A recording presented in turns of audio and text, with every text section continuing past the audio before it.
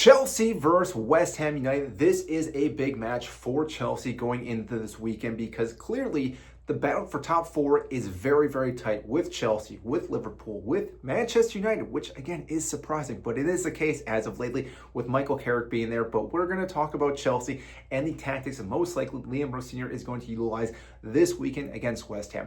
Now, that all being said, we cannot take this game for granted because yes, West Ham are in regulation battle right now, but they've been playing a little bit better each and every weekend. I do think Nuno has gotten them playing better football in the last handful of weeks, which again is quite surprising because their depth is absolutely atrocious.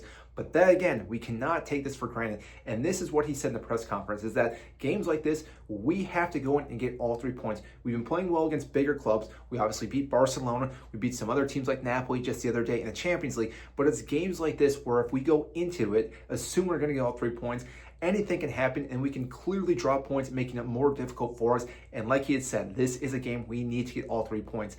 Now, I do think, again, we do change the tactics, what we saw against Napoli. Yes, we did with the back three, but it really did not work out for us that well in that match. And it would make more sense to us to go to a back four again, probably 2 in the midfield, 3 across that, and then 1 up top.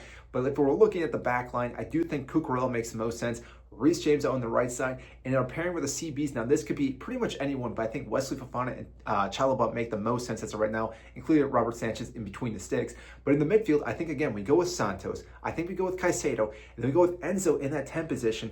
Put Cole Palmer on that right side, Neto on the left side, and João Pedro up top. Yes, I understand, not starting Esteval probably isn't the right decision, but I do think, again, this is a guy that we can bring on at some point with tired legs and have him just run rampant at those guys, and he could be an absolute game changer. Same with Garnacho and Gittins, but overall, I do think all these players make more sense. Again, Cole Palmer, we talked and saw how well he did against Napoli.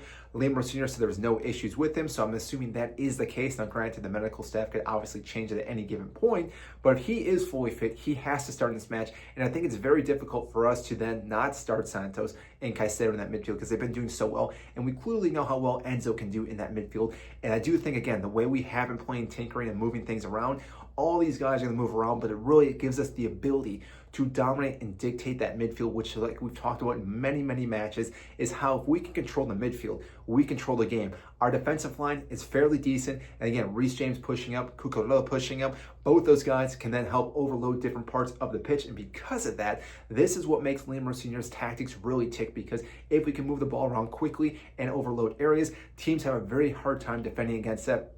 And clearly right now, João Pedro is getting better and better each and every week. And I think with the confidence he's at right now, this is a game for him to, again, go out and score more goals and keep growing his goal tally in this match, because West Ham clearly lead goals, and we have the capability and the firepower with these people to, again, create plenty of chances for him to have opportunities, but also other players to have opportunities to score goals in this game. We should be winning this one clearly. I think 3-0. We should keep a clean sheet, but let's not forget Jared Bowen is always a difficult player to defend against. He doesn't need too many opportunities to have a chance to, again, find the back of the net, but I do think if we're able to do everything that Liam Rosenior is trying to do in this match, we should go on to get a clean sheet. Now, overall, I think, again, we win this game. We then go into our next match and just keep building this momentum with Liam Rosenior. The fact that we've won now 5 games out of 6, and the game against Arsenal, which, again, you could say was a close match. We did put up 2 goals against Arsenal, and anything can still happen in that second leg in the semifinal.